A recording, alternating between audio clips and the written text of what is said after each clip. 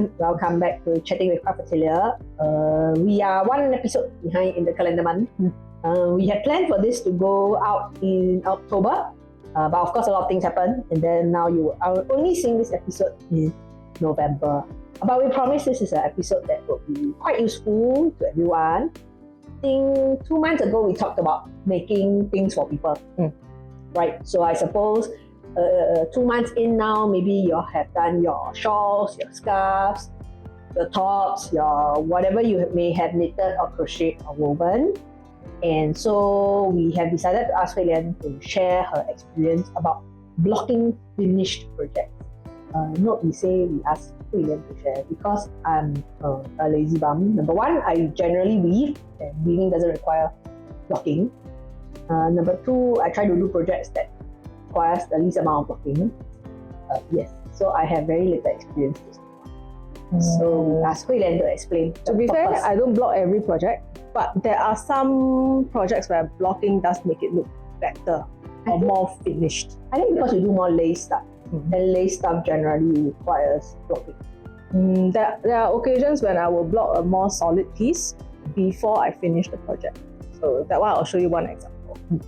But blocking generally allows you to adjust your entire piece, even though as you are making it, it doesn't look very even, or those of you who are worried, your tension sometimes tight, sometimes loose, or your crochet stitches sometimes taller, sometimes shorter, because you're not too even at making, let's say, your double crochet, But blocking can hide everything. It can make everything look even, so the whole piece looks very finished. So like blocking is like a magic power. Every other thing you want to hide, it's like using a concealer. So on the surface it looks good. Just don't look at it. And blocking is necessary for some projects. So you want to start by showing what you want to show? You want to show the examples here or the examples there? I'll show you the examples here. Okay, so when is blocking not very necessary? Let's just share this one first, because I hold it for you. So something here is to be Miss Vanna White today. So something like this doesn't really require blocking. So this is a crochet shawl that is mostly lace, so you can see it is very holey looking. Okay, so because it is crochet and it is using cotton, so it's fairly heavy. Right, this shawl weighs about 360 grams, therefore, right, thereabouts. So because it is quite drapey, when you're wearing it, it will fall open. The lace pattern just opens by itself. So I don't need to block it in order to see the lace. And because it will hang straight, okay, this is due to the material. If I were using some other yarn, it may not be so drapey. Maybe like if you're using baby alpaca. Yeah, that's very lofty. Either that or acrylic. Right, like if it's mostly synthetic, then it may or may not open up the lace so much. Yeah, so something like this don't require blocking. And just to show you how much of a drip it has, so if I just hold it like that and then I let it go, it will just like have this like effect. Yeah. So something like this kind of project, you don't really need to block it. Okay, it is in 5 segments, so the edges here are supposed to be straight lines. Now, if I'm fussy and want them to be, really falling into a straight line, of course I can block it. But given you want it straight, you have to put a straight wire through it, right? At least my experience with using pins is that you will still have the curves. Yeah. So usually when I block this, I would have 5 wires because it is 5 segments. So each segment will have 1 wire, so it's a very nice straight line. That's if you are fast about it. So something like this, you don't really need to fuss with it, because the minute you finish it, you can see it is very nicely opened up. The lace pattern just shows. So there's no need to really block it. Yeah, and after you use it for a while, you want to wash it, same thing. When you just lay it flat to dry, it will just lay open like this, and it will be nice and straight. Okay. Yeah, so this type of project, no need to fuss. But if you are using a very lightweight yarn, okay, this is another lace crochet shawl. Okay, this one I did block because this thing weighs about 100 grams only, and it is using a very lightweight yarn. This is, I think, 100% merino, so the whole thing is very, very light, and without blocking, the lace is not as even. So when you block, the pattern looks more even, and it opens up better. Yeah. Okay, maybe to show you all what we mean by the pattern looks very even, I hold it up. You see it's as if like each of the scallop, the fans are like in a grid form.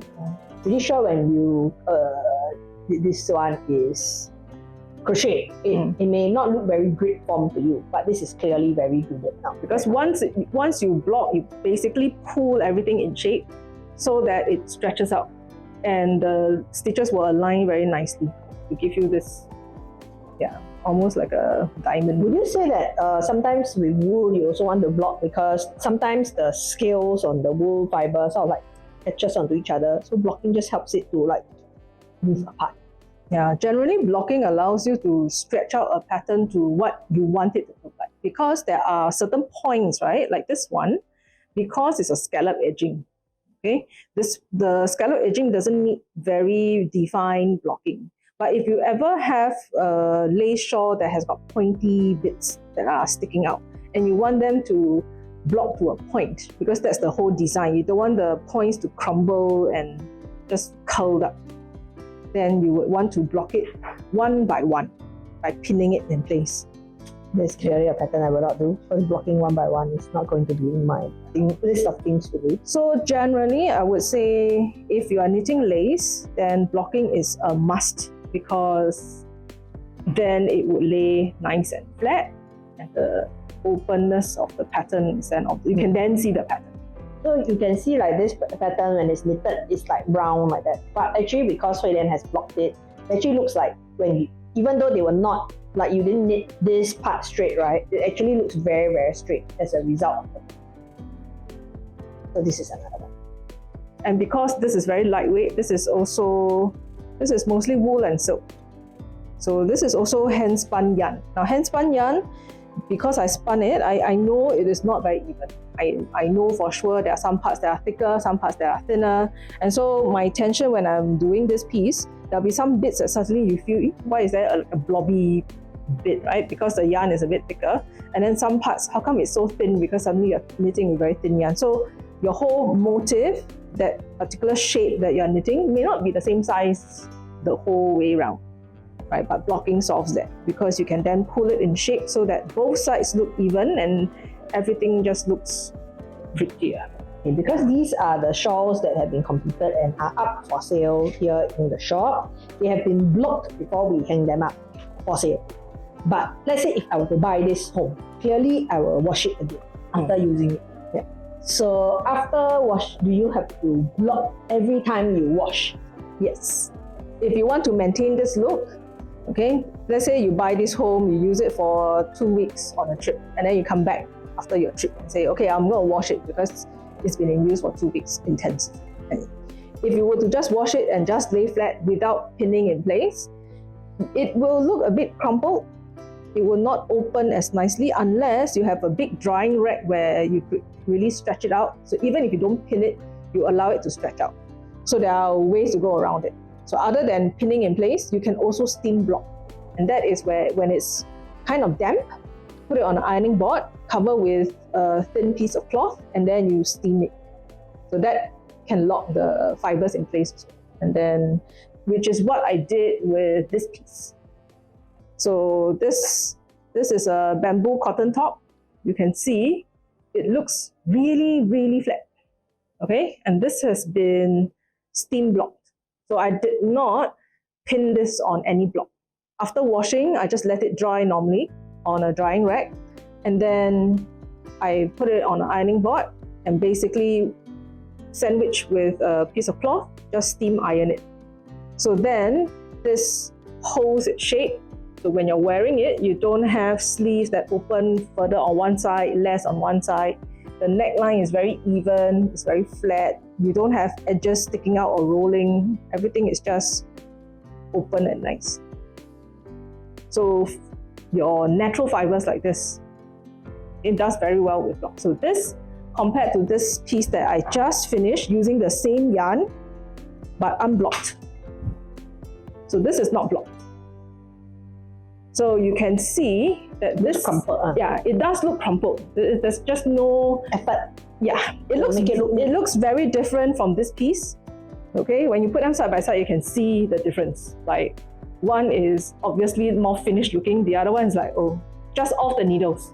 Yeah, but like here you can see the edge. Not sure if you can see, like it's not very even. Yeah. Yeah. So it's not been stretched into shape.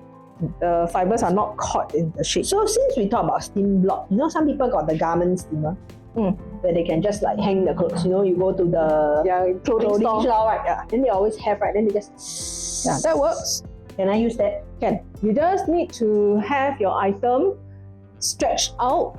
Let's say something like a top, right? You have it nicely put stretch on maybe padded hangers, so that you don't have the line. You know, if you use wire hangers, you have a line. So you want it on a hanger and you want it fully stretched out. So let's say you want the sleeves, right? So you do not want your sleeves to hang off the hanger. So I pretend I'm the hanger. Yeah. So you need the hanger to come all the way to the end of the sleeves if you want to do it nicely, so that your hanger doesn't end halfway. Yeah, and then you will stretch out the cloth now. Yeah, and then you just steam it. You demo and the hanger. So you stretch it out. As you are doing your steaming, I will pull down the hem so that it is straightened and then steam like that. So you have to stretch it. You cannot leave it hanging freely and just steam. If your hanger got lump like that, because you got watch, right? Your hanger got lump like that, it will stay that shape. So cannot. Yeah. So you must find hanger without lump. Yeah. So there are stretches that almost look like a triangle T stand for people to do their sweater blocking. I think nowadays some of the garment steamer that you buy, right, they come with a stand already. Like it's like the wire come out. And you have like extensions to the shoulder so that your sleeves extend out nicely. So if I'm steaming a long sleeve top, then I have to put a thick go inside already. Yeah, that works. To like it out. As long as it's stretched out, because then you will look good. Okay. Yeah. So these are stuff that you can do after you finish a project. Now, this pouch I finished because I was sampling the yarn. And this one I did the blocking before I finished. So this is a zippered pouch, right? So you have a zip and it has got a lining inside. So before I sew it up into a pouch, I was basically knitting a rectangle. Now, because I want to sew it up into a rectangle pouch, I wanted the sides and the edges to be very regular. Otherwise, my stitching might look a bit wonky because most of our knitting is not regular, right? So after I blocked, then I did the stitching. So because I blocked it, I was able to get a straight line when I was sewing the zip.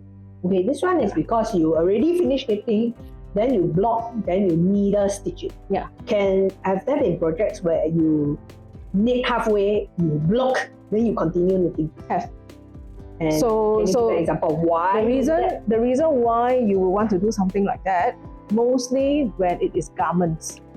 So there are situations where you want to check your gauge. Okay, so doing gauge swatch is not something everybody enjoys, right? So if I'm making this as my top, I want it to fit me, I would take my right arm, I would take the yarn that I'm going to use for the top, I would take the needle that I want to use, knit up a square, and then wash and block that square first, so I count how many stitches it takes to make a certain length, like 10 cm. And then with that gauge, I choose the size that will fit me in the pattern that I'm making. So that step, some people skip, okay? Because it's fussy, because you have to use up a portion of the yarn, you have to knit up a square. Sometimes you don't use a square, you feel the yarn is wasted, especially if it's expensive yarn, right? And then it's like, I tried 3.5 mm, if it doesn't work, then I need to go down to 3 mm, or I need to go up to 4 mm. It's kind of fussy. So what some people do is block as you go. So you can make fine adjustments.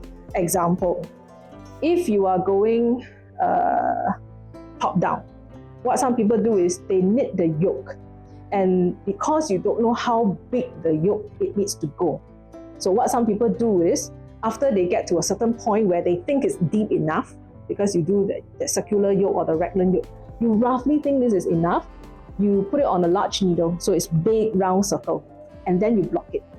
So after you block, you try it on, and that's when you decide, okay, this is the time to divide for sleeves, or you decide, oh, this is way too big.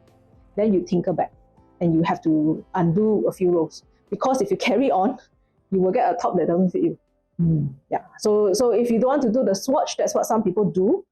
Although I think swatching earlier is easier, but for garments, sometimes it's a bit difficult to say because different patterns have different fit. You swatch, it's like the knitted, the stocking neck part, right? Yeah, but then when flat, you do the yoke, then maybe your tension not the same. Yeah. So even though you swatch already, right, then you do already, then you feel like, but the top, because the top is also curved, with all the German short rolls and whatever not.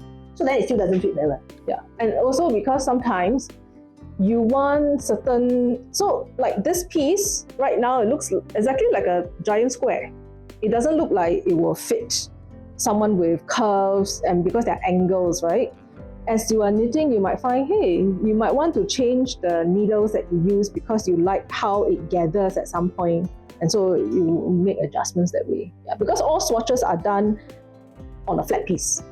Although there are patterns that require you to do swatches in the round, not many people actually do that. Yeah, I think the more fussier swatches, all the more people wouldn't do it. Yeah. So there are times when you might want to block in the middle. And if you are doing this as a piecework, meaning I have got front piece, back piece, and then I need to stitch at the side, which was done for this. Okay, this one is stitched at the side, so there's a seam, right? So for these pieces, you actually want to finish knitting, block it first, and then you join. Okay, the reason why you are advised to do that is because then you can stretch everything out to sides. Like my front piece and my back piece, if I want them to be equally long, I stretch them out on my blocking board to the same size, and then I join. So you have fewer problems because sometimes as we are knitting, we're not keeping track of the rows. So you might have 3 extra rows in the front, and then you are 4 rows short at the back. That kind of thing can happen, right? So when you block to the same size as you are stitching, even if you're not matching row to row, you can get your piece to look right. Yeah, that's the very precise percentage. I also make garments front and back, and then not the same number of rows. I actually don't bother to block it because remember, everybody, I already qualify. Not very precise when it comes to sound. I just use those claw clips. They're now knitting shops that sell those little claw clips, and then I just claw clip the start, claw clip the end, claw clip the middle, claw clip the 1/4 mark, and then claw clip. Then until a gut can match already, I just stitch. Then I just wish for the best. That works too. Yes, that works too. Claw clips are quite cheap because you can buy them from the hair accessory shop. Actually, don't need to buy the ones from the real knitting. No, now these days the off-brand ones are very cheap. Oh, okay. I don't know. I just go past Malam and buy the hair clips. So that's one option if you're not very precise, which is why you also do not find my garments selling in the shop. Now, there are fibers that are more suited to blocking than others, right? So here I've got swatches for you to see. You see or not? Okay. So this is 100% acrylic polyester nylon kind of. Okay, and so this one doesn't really work with blocking. Okay, I block top half only, and the bottom half is not blocked. But as you can see, no difference. Not a lot of difference. Okay, because number one, it doesn't curl up as much as natural fibers do, but it also doesn't open up properly as natural fibers will after you block it. Okay, now this is a wool nylon blend. This is a Maya Storyco, is it? Yeah. So this is a hand dyed, and you can see the bottom half is curling. Okay, this is non-blocked. Let go, so that I can bring it close.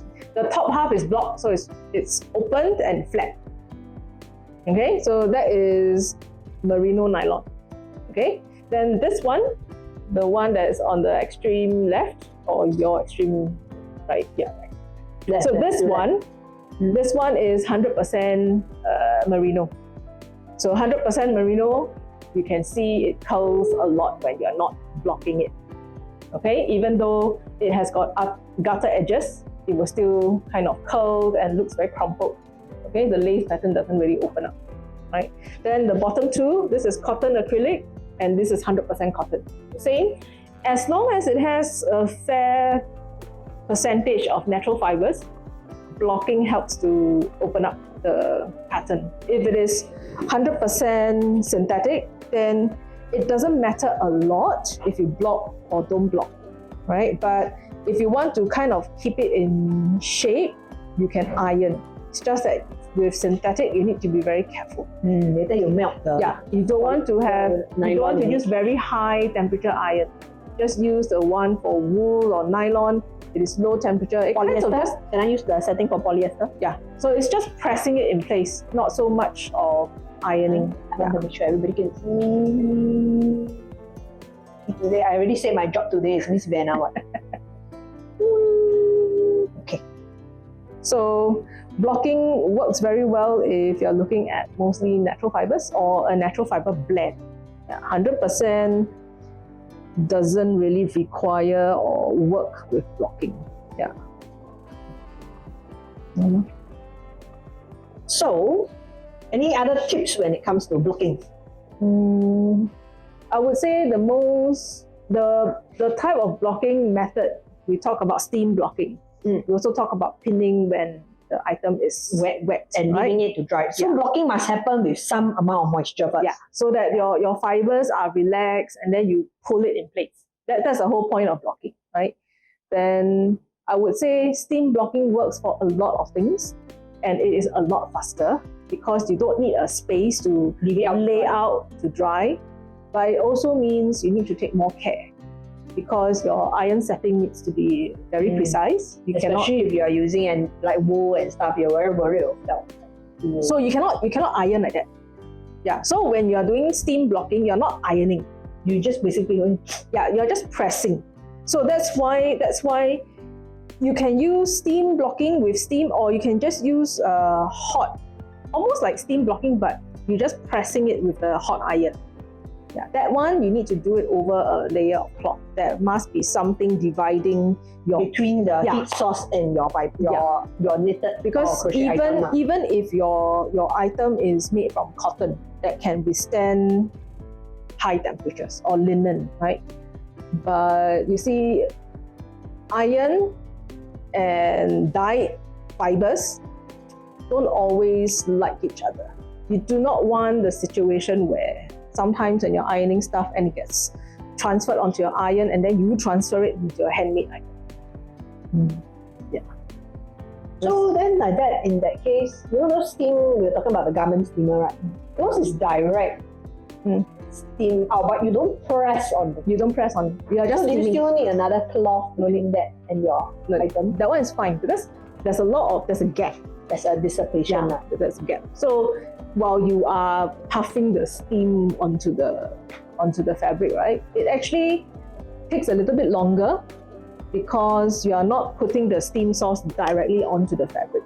So you are not heating the fabric as much as using an ironing iron. Okay. Well, we did at one point because the studio has quite a number of blocking nets. And I mean, we don't have a lot of things in the studio except we do have space and blocking mats and blocking pins. So we did at one point offer what we call overnight blocking studio pass. Yeah, a studio pass. So for, I think it's 25, you will come just about an hour or two before closing. You will wash your item. I mean, you can bring it washed already. That means it's damp when you bring it here. Or you can wash it at the sink here. Yeah. And we will lay out the mats and you leave your items to rest overnight. Yeah, because we have blocking wires, we have blocking pins, mats. You can decide how you want to shape your garment. Correct. That's why you have to come about 1 to 2 hours before studio closes. And this is definitely a service you need to book ahead of time, because sometimes we have classes that run to the very end of the day.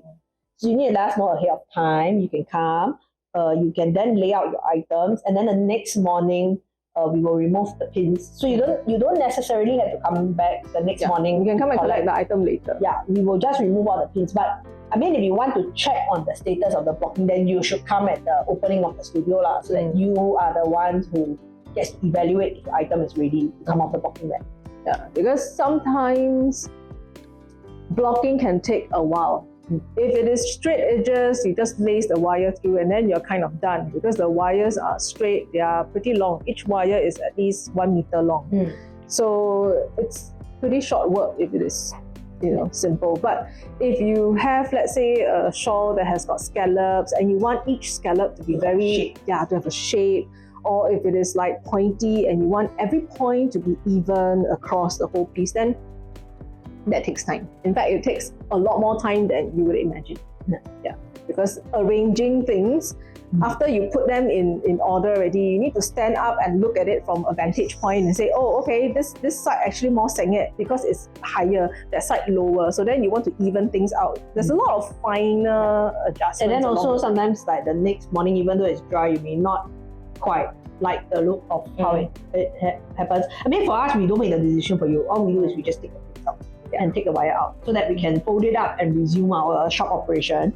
But I mean, if you don't mind that, and we have had people who do that, they just leave it, and then when it's convenient, they'll come back and collect their item. Some would come the very next morning when we open, check on it.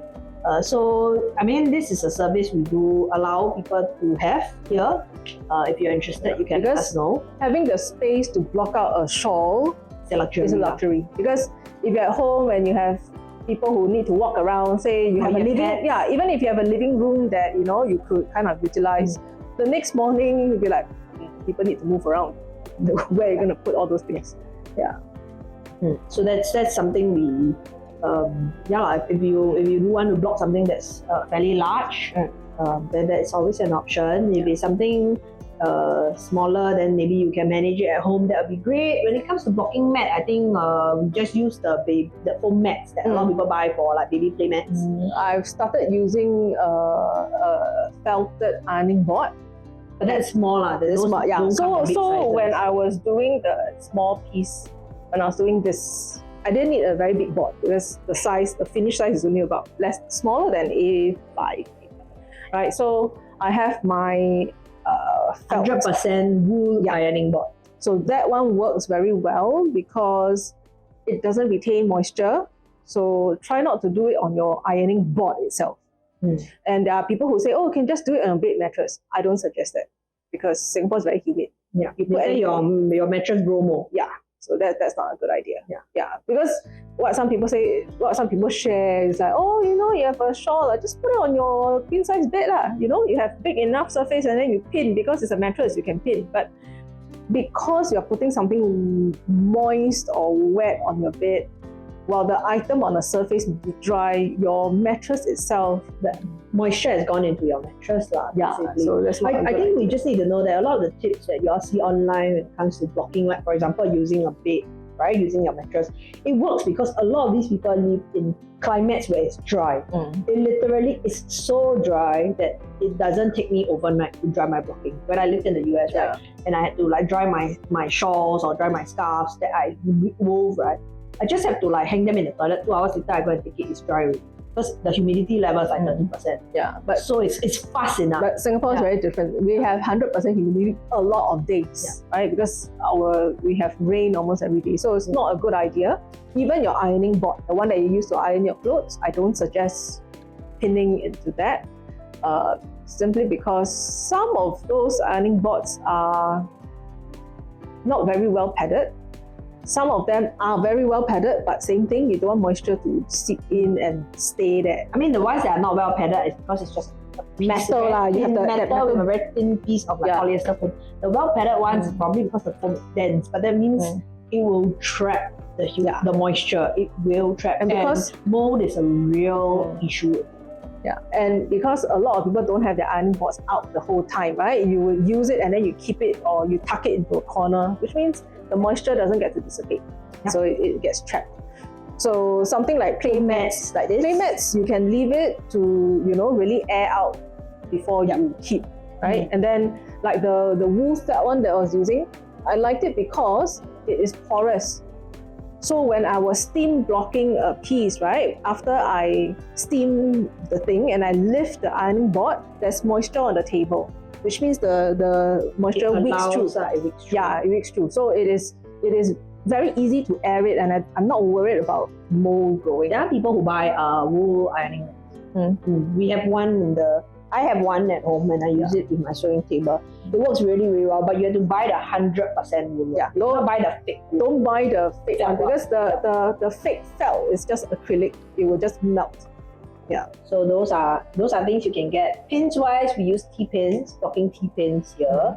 But in a pinch, if you have sewing pins, that will work. That will work. You just need to be very careful. Your sewing pins need to be stainless steel, because some of the, I would say, cheaper ones, because they're not quite stainless steel, you just leave them in the work for 1 day. You can start to see the rust sign, and then you will get rust transferred to your project, which is not what you want. Yeah. Then of course lace wires, which we also have. Yeah. So if you don't want a collection of it for yourself, you just have 1 or 2 projects that you need blocking, there's always an option. Get in touch with us. We generally will suggest weekdays, simply because the utilization of the studio is not that high. So it's easy for us to be able to set aside space for you to leave out a project for a while. Yeah. Of course, you can also do it at home. If you want it to dry faster, sure, you can turn on the aircon. Just need to know utility bills. Someone did a very simple block. I think it was shared on one of the Facebook groups. I think and crochet group. So they have a tape-o, right? And then they just wrap the top of the shawl on the tape-o and just clamp, but it's very straight. The person wasn't very concerned about the drapey part. Yeah. So this person didn't really care if it is straight line or if it's curved, but at least the top wanted the pattern to stretch out. Yeah. So that works too. There are many ways, many hacks I think you can do when it comes to blocking your work. You do within the best of your abilities, given the constraints that you have, I guess would be what it is we would suggest. It definitely helps with lace work to bring out the patterns a lot more. But I would say, do within what is your means. I think a lot of times we put a lot of pressure on ourselves as makers to try and do it the way that other people do it. But we don't always have the resources. And it's not always a necessity. Yeah, it is not a necessity. Not sure, can I ask? Yeah, because I do have a good number of things that are not blocked. In fact, I didn't start blocking things until I started selling them. Because then, because you want it presentation. Yeah. So sometimes it's also because, you want to gift it or you want to present it to someone. Then of course, yes, because you want it to look good, you want it to look finished, and yeah. Yep, so that's actually it. I guess if you were making something for someone for Christmas gift, you probably want to block it. If you need help, have questions, you can always reach out to us. We're not too sure if we're going to have a last the chatting with Craft Atelier at the end of the year. There's still the month of December. We haven't quite decided. I know some of you are asking us to maybe give an update on the projects that we say we were going to do in January. Spoiler, I don't think we did any of those projects on our list. In fact, we did a lot of other projects that were not on the list. Things just happen. Yeah, things just happen. So maybe yes, maybe no, we're not too sure. We'll figure it out and we'll get back to you. And if you're watching this and you haven't had time to finish making things for people, but you would like to get handmade things for them for Christmas, we are having a little pop-up event called the Christmas Craft Collective. The vendors at this collective are actually our partners, the people who have been working with us in consignment sales and all sorts of other workshops and services that we do. There are also people who supply us with our crafting supplies. Yeah. So they will be bringing either more supplies to sell or some of them are bringing handmade items or items that are handmade by people who they work with. So do come and check it out. It will be on the 19th of November from 10 a.m. to 6 p.m. 1 day only. Yes. So this entire space, this entire retail space, this entire workshop space will be converted into a pop-up area. And even if you're not going to buy anything, I think it's a great time to just come and meet people. You can also get inspiration for what to make. Yeah. So that's the plan largely. Then I think that's it for the rest of the year. 1 year.